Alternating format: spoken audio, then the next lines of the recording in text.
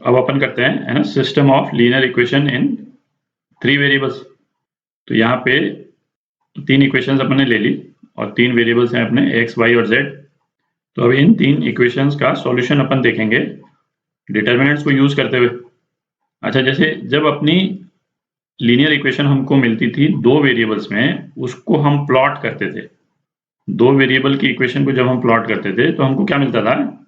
हमको एक straight line मिलती थी। तो उसी तरह से 3 वेरिएबल की इक्वेशन को यदि हम प्लॉट करेंगे, 3D कोऑर्डिनेट एक्सिस में हमको प्लॉट करना होगा, तो हमको क्या मिलेगा? हमको एक प्लेन मिलेगा, है ना। 3 वेरिएबल्स की इक्वेशन को प्लॉट करेंगे तो हमको मिलेगा एक प्लेन मिलेगा, है ना। कुछ इस टाइप का दिखेगा, कुछ इस टाइप का दिखेगा। हमने सपोज कोई एक इक्वेशन को हमने प्लॉट कर दिया, तो इस तरह का प्लेन हमको मिल गया, है ना, 3D कोऑर्डिनेट एक्सिस में। अच्छा, इस प्लेन पे जितने पॉइंट्स हैं x1, y1, z1, है ना, कोई दूसरा पॉइंट x2, y2, z2 होगा, है ना, कोई तीसरा पॉइंट x3, y3, z3। तो ये सारे पॉइंट जो हैं वो इस इक्वेशन को सेटिस्फाई करेंगे। ठीक, हम कोई दूसरी इक्वेशन लेते हैं, तो इस दूसरी इक्वेशन से रिलेटेड कोई दूसरा प्लेन बन जाएगा, है ना, उसका ओरिएंटेशन कुछ और हो जाएगा। वो सपोज इस टाइप का प्लेन बन सकता है, इस टाइप का प्लेन।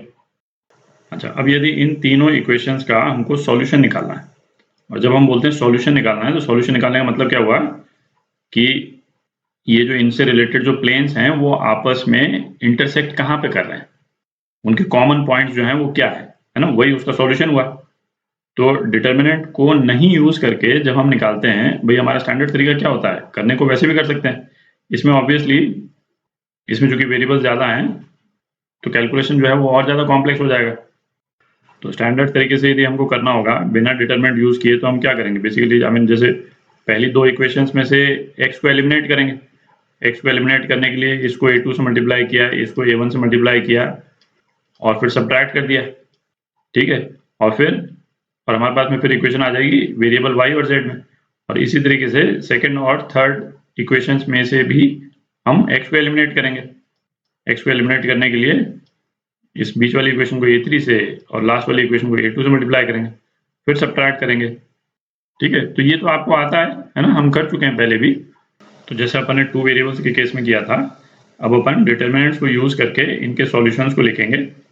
तो मैं ऐसा करता हूँ, जो कंसर्न जो डिटर्मिनेंट्स हैं, है ना, उनको मैं पहले लिख देता हूँ यहाँ पे। तो ये जो डिटर्मिनेंट्स हैं वो अपन ने लिख दिए। जैसे 2 वेरिएबल वाले सिस्टम में अपन ने लिखा था, तो यहाँ पे डिटर्मिनेंट जो है वो 4 हो जाएंगे, है ना। वहाँ पे 3 थे, वहाँ पे d, dx, dy, है ना, 2 ही वेरिएबल्स थे अपने पास में। यहाँ पे एक dz भी हो जाएगा। तो इन डिटर्मिनेंट्स को अपन थोड़ा ध्यान से देख लें, है ना। d जो है a1, b1, c1। अच्छा, dx, dy, dz में ये डिटर्मिनेंट तो सेम रहता है, एक कॉलम चेंज हो जाता है बस, है ना। और उस कॉलम में ये वाला कॉलम आ जाएगा d1, d2, d3। तो आप देखें dx में ये d1, d2, d3 ये फर्स्ट कॉलम में आता है, दिख रहा है। बाकी कॉलम बिल्कुल सेम रहते हैं जैसे d में है। dy में ये वाला कॉलम जो है वो बीच में आ जाता है, यहाँ पे इसमें पहले आया था। अच्छा, बाकी दोनों कॉलम सेम रहते हैं, है ना, जैसे d में थे। और dz में ये कॉलम यहाँ पे आ जाता है ना। इसको थोड़ा सा ध्यान दे करके याद कर लें, क्योंकि d दूसरे कॉलम में अपन डाल देंगे तो ऑब्वियसली डिटर्मिनेंट का साइन चेंज हो जाएगा। ठीक, तो अब ऐसा करते हैं, डिटर्मिनेंट के सॉल्यूशंस के अलग अलग केसेस देखते हैं। जैसे अपन ने 2 वेरिएबल्स के केस में देखा था, तो इस वाले डायग्राम को मैं हटा देता हूँ यहाँ से। तो अब सॉल्यूशंस देखते हैं। तो इस केस में भी अपन सॉल्यूशंस को पहले विजुलाइज करेंगे, और विजुलाइज करने के बाद में जो सॉल्यूशन डिटर्मिनेंट के टर्म में किस तरह से लिखेंगे हम, है ना, उसको देखेंगे। तो पहला केस हो गया, पहला केस क्या हो गया? Single unique solution. अच्छा, हमने स्ट्रेट लाइंस के केस में क्या देखा था? 2 स्ट्रेट लाइंस जब आपस में इंटरसेक्ट करती हैं तो हमको कॉमन क्या मिलता है? एक सिंगल पॉइंट कॉमन मिलता है। इसी तरह से 2 प्लेन्स जब आपस में इंटरसेक्ट करेंगे, है ना, कोई 2 प्लेन ले लें अपन, और 2 प्लेन यदि आपस में इंटरसेक्ट करते हैं तो हमको एक पॉइंट की जगह क्या मिलता है? सेट ऑफ पॉइंट्स मिलते हैं, है ना, जो कि एक स्ट्रेट लाइन बनाते हैं। ठीक है, उसको विजुलाइज करना हो तो 2 प्लेन जो हैं वो इस तरह से अपन विजुलाइज कर सकते हैं। तो यहाँ पे जैसे 2 प्लेन्स अपन ने ले लिए, ये इंटरसेक्ट कर रहे हैं, तो इनके कॉमन सेट ऑफ पॉइंट जो है वो ये स्ट्रेट लाइन हो जाएगी कुछ इस टाइप से, है ना। इन पॉइंट्स को मैं ज्वाइन कर दूं तो स्ट्रेट लाइन कुछ इस टाइप से हो जाएगी, ठीक है। अच्छा, अब इसके बाद में तीसरा प्लेन बनाते हैं। तो क्लैरिटी के लिए ये दोनों प्लेन मैं हटा देता हूं, केवल स्ट्रेट लाइन रख लेंगे। और ये स्ट्रेट लाइन जिस भी पॉइंट पे उस प्लेन के थ्रू पास करेगी वो हमारा सॉल्यूशन हो जाएगा, है ना। उसको विजुलाइज करेंगे तो कुछ इस टाइप का दिखेगा। तो ये सिचुएशन देखें कि ये जो येलो वाली स्ट्रेट लाइन जो अभी अपन ने बनाई दो प्लेन्स के इंटरसेक्शन से, है ना, ये स्ट्रेट लाइन हमको मिली। और ये स्ट्रेट लाइन जो है वो थर्ड प्लेन से इस तरह से पास हो रही, ठीक है। और ये वाला जो पॉइंट है, ये पॉइंट इस स्ट्रेट लाइन के और इस वाले प्लेन के कॉमन है ना। इसको मैं यदि x0 y0 z0 बोल दूं, ठीक है। तो x0 y0 z0 जो है वो इन तीन इक्वेशंस का सिंगल यूनिक सॉल्यूशन हो जाएगा, सिंगल पॉइंट। तीनों प्लेन्स में एक ही पॉइंट कॉमन है, कौन सा, x0 y0 z0, ठीक है। तो जैसे दो वेरिएबल्स के केस में था, तो तीन वेरिएबल्स के केस में भी ऐसी जो सेट ऑफ लीनियर इक्वेशंस हैं इनको हम क्या बोलते हैं, कंसिस्टेंट लीनियर इक्वेशंस, ठीक है। मतलब जिन इक्वेशन से हमको सॉल्यूशन मिलता हो। तो ये पॉइंट जो अपन ने निकाला x0 y0 z0, ये क्या होगा, ये हो जाता है dx अपॉन डी, y0 हो जाता है dy अपॉन डी, और z0 हो जाता है dz अपॉन डी। वो लॉन्ग फॉर्म मेथड से जो अपन सॉल्यूशन निकालते हैं, जो अपन ने अभी शुरू में डिस्कस किया था, है ना, उससे आप निकालें तो, है ना, एग्जैक्टली यही चीज आती है। ऑब्वियसली कैलकुलेशन लंबा है, उसको दोबारा से रिपीट करने का कोई मतलब नहीं है, पर ये सॉल्यूशन जो है ना, ये आपको याद रहना चाहिए। अब दूसरा केस देखते हैं। तो अब सेकंड केस देखते हैं। सेकंड केस क्या हुआ, जब तीनों इक्वेशंस का कोई सॉल्यूशन नहीं है, नो सॉल्यूशन। अच्छा, ये वाला केस जब होता है, जब तीन इक्वेशंस का कोई सॉल्यूशन नहीं होता है, अभी देखेंगे, है ना, किन केसेस में, है ना, सॉल्यूशन नहीं निकल पाता। तो जब कोई सॉल्यूशन नहीं होता है तो वो सिस्टम ऑफ इक्वेशंस को हम क्या बोलते हैं, इनकंसिस्टेंट। सभी केसेस में, है ना, नो सॉल्यूशन निकलने के तीन केस हैं, तीनों केस को अपन अलग अलग देखेंगे। पर तीनों ही केस में जो सेट ऑफ इक्वेशंस हैं जिनका सॉल्यूशन नहीं निकल रहा है उनको हम क्या बोलते हैं, इनकंसिस्टेंट सेट ऑफ इक्वेशंस। जब सॉल्यूशन निकल गया था, जो अपन ने पहले केस में देखा था, उस केस में सेट ऑफ इक्वेशंस को हम क्या बोलते थे, कंसिस्टेंट सेट ऑफ इक्वेशंस। और जहां सॉल्यूशन नहीं निकला वहां पे हम क्या बोलते हैं, इनकंसिस्टेंट सेट ऑफ इक्वेशंस, ठीक है। तो हम तीन केसेस डिस्कस करेंगे। ये ध्यान रहे कि तीनों ही केस में सेट ऑफ इक्वेशंस को हम इनकंसिस्टेंट बोलते हैं, ठीक है। तो हर एक केस में मैं बार बार रिपीट नहीं करूंगा, तीनों ही case inconsistent set of equations के हैं, ठीक। तो पहला केस देखते हैं जहां पे हमको सॉल्यूशन नहीं मिलता है।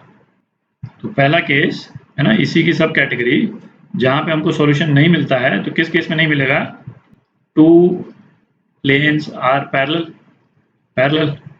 अच्छा, ये तो आप विजुलाइज कर सकते हैं कि तीन में से कोई दो प्लेन यदि पैरेलल हो गए तो उन दोनों प्लेन्स के बीच में तो कोई भी पॉइंट कॉमन तो होगा ही नहीं। तो दो प्लेन्स के बीच में कोई भी पॉइंट कॉमन नहीं होगा, तो तीनों प्लेन्स का, है ना, कोई सॉल्यूशन नहीं निकल सकता, है ना। आप इसको इस तरह से विजुलाइज कर सकते हैं। तो तीन में से यहाँ पे दो प्लेन्स को हमने पैरेलल कर दिया। अब तीसरा प्लेन जो है वो इन दोनों प्लेन्स को किसी भी ओरिएंटेशन में काटेगा, तो तीनों प्लेन्स का कोई कॉमन पॉइंट तो मिलेगा ही नहीं। हम तीसरा जो प्लेन है उसको चाहे किसी भी तरह से हम बना दें, है ना, एक ऐसी मैं रफली बना रहा हूँ, तो, है ना, इस प्लेन ने यहाँ से काटा, फिर ऐसे जा करके फिर दूसरे प्लेन को इधर इंटरसेक्ट किया, है ना, यहाँ से निकल गया, है ना, रफली बना रहे हैं अपन। ये यहाँ से हो जाएगा इस टाइप से, है ना, ये प्लेन बना दिया अपन ने। तो रफली जो है वो इस टाइप का प्लेन हो गया, ठीक है। तो इस वाले प्लेन ने इस प्लेन को तो इन पॉइंट्स पे इंटरसेक्ट किया, इस वाले प्लेन को इन पॉइंट्स पे इंटरसेक्ट किया, पर ये दोनों प्लेन्स तो पैरेलल हैं, तो कोई भी कॉमन पॉइंट ऑफ इंटरसेक्शन तो रहा ही नहीं तीनों प्लेनों का, ठीक है। तो ऐसे केस में भी कोई सॉल्यूशन नहीं मिलेगा। अब प्लेन्स के पैरेलल होने से डिटर्मिनेंट्स पे क्या फर्क पड़ता है उसको देखते हैं।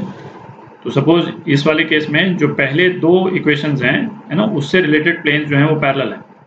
तो पहली दो इक्वेशन के प्लेन्स यदि पैरेलल होंगे तो जो एक्स वाई जेड के जो कोएफिशिएंट्स हैं उनके बीच में क्या रिलेशन होगा, तो ये हो जाएगा a1 by a2 is equal to b1 by b2 is equal to c1 by c2। ठीक है।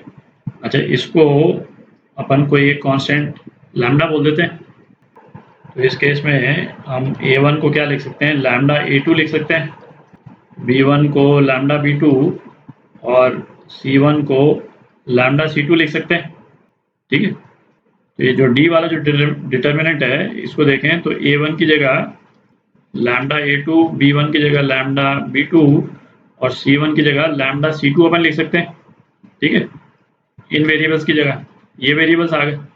अच्छा, लैम्डा यदि हम कॉमन ले लें, यहीं पे कर देता हूँ, है ना, लैम्डा को हटा करके हम बाहर ले जा सकते हैं, कॉमन ले लिया हमने। तो अब आप देखें इसकी जो फर्स्ट रो है और सेकंड रो है वो एग्जैक्टली आइडेंटिकल हो गई। तो एग्जैक्टली आइडेंटिकल हो गई तो इसका रिजल्ट क्या हुआ, ये d की वैल्यू जो है वो 0 हो जाएगी। दिख रहा है? इस रिजल्ट को अब यहाँ लिख लेते हैं, इसको मैं मिटा देता हूँ। तो दो प्लेन्स पैरेलल होने का कॉन्सिक्वेंस क्या हुआ, d जो है वो 0 हो जाएगा। ठीक है। अच्छा, dx dy dz पे तो इस तरह का कोई रिस्ट्रिक्शन नहीं है। तो इन सिस्टम ऑफ इक्वेशंस का कोई सॉल्यूशन नहीं होने के लिए क्या कंडीशन है, at least one of dx dy dz not equal to 0। ठीक है। तो यदि ये दोनों कंडीशन सेटिस्फाई होती हैं, डिटर्मिनेंट जो है 0 हो और कम से कम एक dx या dy या dz, इसमें बीच में और भी ले लेता हूँ, dx और dy और dz is not equal to 0, तब जो है ये two planes are parallel, no solution, है ना, ये वाला केस वैलिड होगा। जैसे इन तीन में से दो 0 हो सकते हैं पर किसी एक को नॉन 0 होना जरूरी है। ठीक है। तीनों 0 हो जाते हैं तो एक दूसरा केस हो जाएगा, है ना, उसको अभी अपन डिस्कस करेंगे थोड़ी देर में, पर तीनों में से किसी एक का नॉन 0 होना जरूरी है। ठीक है। अच्छा, अब सेकंड केस देखते हैं, नो सॉल्यूशन का सेकंड केस, है ना। नो सॉल्यूशन का फर्स्ट केस तो अपन ने देख लिया, नो सॉल्यूशन का सेकंड केस देखते हैं। Second case, planes intersect in parallel lines, parallel lines. ठीक है। और इस वाले केस में भी, है ना, अभी इसका फिगर बनाते हैं, इस वाले केस में भी ये वाली कंडीशन ही होल्ड करेगी। ठीक है, कि d जो है वो 0 के बराबर होगा और dx या dy या dz में से कोई एक जो है वो 0 नहीं होगा। Planes intersect in parallel lines, इसका क्या मतलब निकला, मैं फिगर बनाता हूँ जरा। तो इस वाले केस को यदि अपन विजुलाइज करें तो इस तरह से कर सकते हैं, ये क्या अपन साइड से देख रहे हैं, है ना, ये एयर है, आप इसको कैसे विजुलाइज करेंगे, मतलब मैं, है ना, बिल्कुल आप साइड से देखेंगे तो ये प्लेन्स इस तरह के नजर आएंगे, है ना, जैसे ये प्लेन जो है ये अंदर की तरफ जा रहा है इस तरह से। ठीक है। और फिर, है ना, ये वाला प्लेन है, ये यूं है, आप देख रहे हैं, और ये वाला प्लेन ये कुछ इस टाइप से है। तो planes intersect in parallel lines क्या मतलब निकला कि जैसे ये ब्लू वाला जो प्लेन है और पिंक वाला जो प्लेन है, इनका लाइन ऑफ इंटरसेक्शन जो है वो क्या हो जाएगा, ये हो जाएगा। ठीक है। और ये ग्रीन वाला प्लेन और ये पिंक वाला प्लेन, इसका लाइन ऑफ इंटरसेक्शन जो है ये हो जाएगा, दोनों येलो लाइंस जो है पैरेलल है। ठीक है। और ये ब्लू और ग्रीन जो है वो यहाँ पे इंटरसेक्ट कर रहा है ऊपर इनके, है ना, इनका लाइन ऑफ इंटरसेक्शन ये हो जाएगा। ठीक है ना। तो अब ये क्वेश्चन जो है वो आपके दिमाग में उठेगा कि भाई नो सॉल्यूशन का केस ए है या केस बी है ना, ये हम कैसे पता करेंगे। तो केस ए में क्या था, दो प्लेन्स जो है पैरेलल थे। तो आप इक्वेशन को देख लें तो सबसे पहले जैसे हमने, है ना, डिटर्मिनेंट निकाला d इज इक्वल टू 0, है ना, ये आ गया और इनमें से कोई भी एक नॉन 0 आता है तो ये तो क्लियर ही हो गया कि नो सॉल्यूशन वाला केस है। और अब हमको ये पता करना है कि इसमें ए वाला केस है या बी वाला केस है। तो आप इक्वेशन को एग्जामिन कर लें, यदि दो प्लेन्स उसमें पैरेलल नजर आ जाते हैं, और वो हम कैसे पता करेंगे भाई, ये चीज तो आप देख के ही एग्जामिन कर सकते हैं, है ना, तो तुरंत एग्जामिन हो जाएगा कि दो प्लेन्स पैरेलल हैं कि नहीं। तो यदि तो ये रिलेशन होल्ड करता है, इसका मतलब ए कैटेगरी जो अभी अपन ने डिस्कस किया वो केस एप्लीकेबल है, और यदि ये होल्ड नहीं करता है तो फिर planes are intersecting in parallel lines. ठीक है, अब तीसरा केस देखते हैं। नो सॉल्यूशन का तीसरा केस क्या हो गया है ना, ये तो बिल्कुल ही सिंपल है, ऑल प्लेन्स आर पैरेलल। ठीक है, इसका तो विजुअलाइजेशन भी सिंपल ही है ना, बनाते हैं। अच्छा, इस वाले केस में डी जो है वो तो जीरो हो ही जाएगा, डी तो दो प्लेन्स के पैरेलल होने पे जीरो हो जाता था, है ना, तो डी जीरो हो जाएगा। अच्छा, अब तीनों प्लेन पैरेलल हैं, इसका क्या एप्लीकेशन हो गया कि वजह से A2 by A1 is equal to B2 by B1 is equal to C2 by C1, ये लैम्डा के बराबर, और इसी तरह से A3 by A1 is equal to B3 by B1 is equal to C3 by C1, है ना, ये कोई दूसरा कांस्टेंट कर दें, है ना, अल्फा के बराबर। ठीक है, तो अब क्या, जैसे कोई भी एक डिटरमिनेंट हम ले लें, dx यदि हम ले लेते हैं तो B1 C1 तो रह गया, B2 की जगह हम क्या लिख सकते हैं, लैम्डा B1, और C2 की जगह लैम्डा B2, B3 की जगह म्यू B1, और इसकी जगह ये लैम्डा C1 हो गया, और ये म्यू C1 हो गया। ठीक है, अब सेकेंड रो से हम लैम्डा कॉमन ले लें, और थर्ड रो से यदि म्यू कॉमन ले लें, लैम्डा कॉमन ले लिया और म्यू कॉमन ले लिया, तो क्या सिचुएशन हो गई, मैं लैम्डा और म्यू मिटा देता हूँ। तो अब इसमें सेकंड और थर्ड कॉलम को यदि हम देखें, ये तो हट गया, तो सेकंड कॉलम B1 हो गया और थर्ड कॉलम क्या है, C1 हो गया। ठीक है, दो कॉलम आइडेंटिकल हो गए, तो dx जो है 0 हो गया। ठीक है, तो इसी तरह से dy और dz भी 0 हो जाएंगे। तो ऑल प्लेन्स आर पैरेलल, इसमें क्या हो जाता है कि dx is equal to dy is equal to dz, ये तीनों 0 हो जाएंगे। ठीक है, जैसे पैरेलल प्लेन्स वाली इक्वेशन यदि हम लिखना चाहें तो सिंपल सी इक्वेशन क्या लिख सकते हैं, x plus y plus say suppose 2z is equal to 2, है ना, दूसरे को हम 2 से मल्टीप्लाई कर दें तो 2x plus 2y plus 4z is equal to 5, है ना, कोई भी नंबर दे दें यहाँ पे, और अब इसको है ना 3 से मल्टीप्लाई कर दें तो 3x plus 3y plus 6z is equal to 1 suppose. ठीक है, तो ये तीनों इक्वेशंस जो हैं वो इन दोनों रिलेशंस को सेटिस्फाई कर रही। आप इनके डिटर्मिनेंट निकालेंगे तो ये रिलेशन जो है वो सेटिस्फाई हो जाएंगे। ठीक है, अच्छा, अब तीसरा केस देखते हैं। तीसरा केस क्या है, इन्फिनिट नंबर ऑफ सॉल्यूशंस।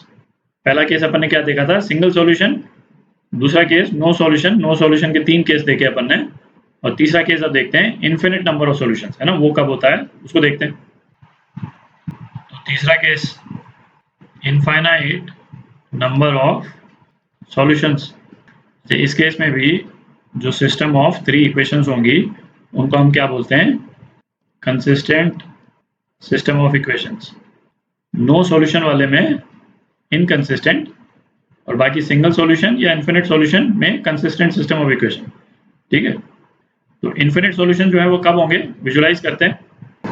तो यहाँ पे जैसे 2 प्लेन ले लिए अपन ने, और ये 2 प्लेन जो हैं वो इस लाइन पे इंटरसेक्ट कर रहे हैं, दिख रहा है ना, इस टाइप से इस लाइन पे इंटरसेक्ट कर रहे हैं।